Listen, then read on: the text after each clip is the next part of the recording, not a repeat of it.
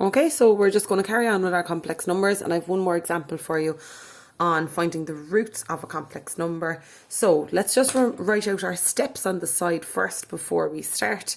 So if it's z squared here, how can I rewrite that? I can rewrite that as, if it's squared here, it goes as a power over here. Do you remember from the last video? It was the power of a half. Okay, now what are my steps? I need to write it in polar form. I need general polar, and that's just adding on my 2n pi to each of the angles. Apply De Moivres theorem, and then do my n is equal to 1. N is equal to 0 and n is equal to 1. How many roots will I have here? Well, it's squared, so I just have 2 roots, so I just need to do the 2 of those. Okay, so let's start into it. First of all is polar form. Let's do my sketch. Minus 2 is back here. So I went back 2, and I'm going to go down to root 3. So that's 2 root 3. And the modulus is this pink one here, the distance from the origin. Okay, and remember the formula for that is r square root of a squared plus b squared. So r is equal to the square root of minus 2 to be squared plus minus 2 root 3 to be squared.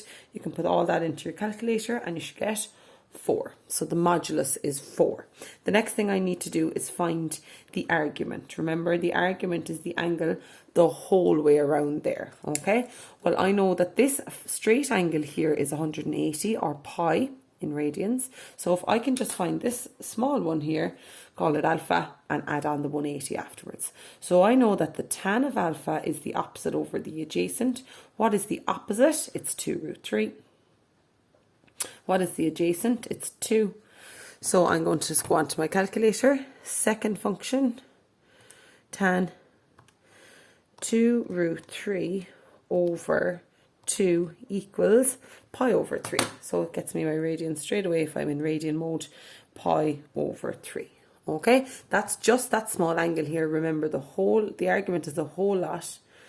So I just add on pi to it. Okay, so it's pi over 3 plus pi, which gets me 4 pi over 3. Okay, next step then. So that's my polar form. I write in polar form now. R cos theta plus I sine theta. Okay, so the modulus is 4. So that's my 4. The cos of theta is the cos of 4 pi over 3 plus I sine 4 pi over 3. Okay, so that is my polar form now. Done. Next thing I need to do is my general form. For your general form, you need to add on a 2n pi to each of the angles. Okay, so my 4 sits there, that's fine.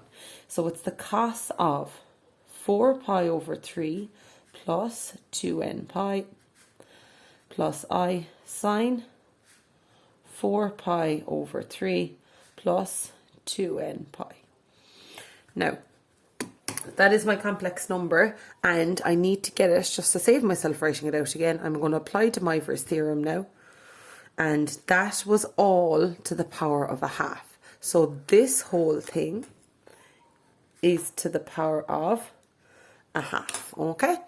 Remember De Moivres theorem, that half is going to go as a power on here, and it's going to multiply into each angle. Okay, so my next line down is 4 to the power of a half.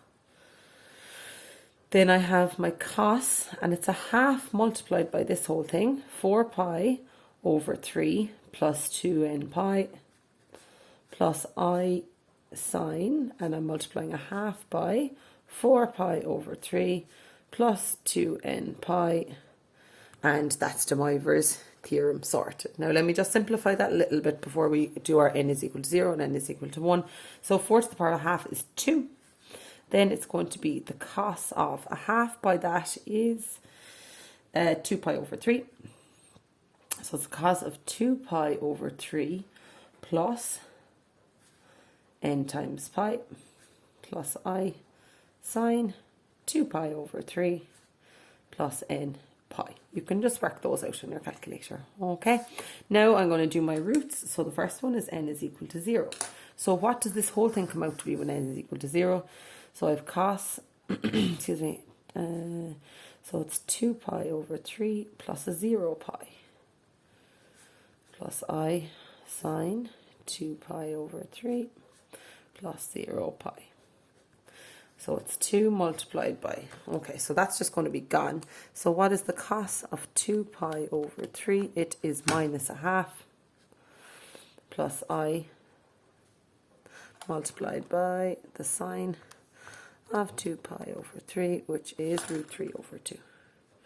Root 3 over 2. Multiplying those out, minus 1 plus root 3i. And that's the first answer. And because it's squared, I just need to do it twice. So n is equal to 0, n is equal to 1. So subbing in, I have 2 cos 2 pi over 3 plus a 1 times pi plus I sine 2 pi over 3 plus 1 times pi. So that will work out to be 2 cos of, so it's 2 over 3, 2 pi over 3 plus pi equals 5 pi over 3. So it's the cos of 5 pi over 3 plus I times the sine of 5 pi over 3. Okay, so we're going to work that out in the calculator. What is the cos of 5 pi over 3? It is a half, so it's 2 times a half plus I. And what is the sine of 5 pi over 3? It is minus root 3 over 2. Multiply those in. 2 multiplied by half is just 1. And sine is going to be minus root 3i. Okay, so there are your two answers, and that's our complex numbers finished.